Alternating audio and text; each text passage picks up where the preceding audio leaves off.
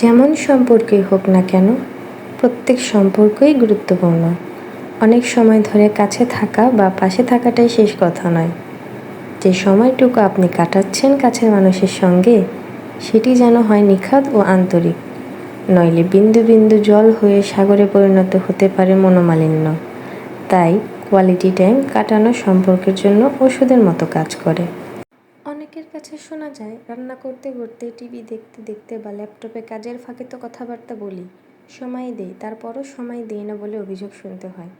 আসলে quality time দেওয়া অনেকটা সময় দেওয়ার মধ্যে পার্থক্য আছে।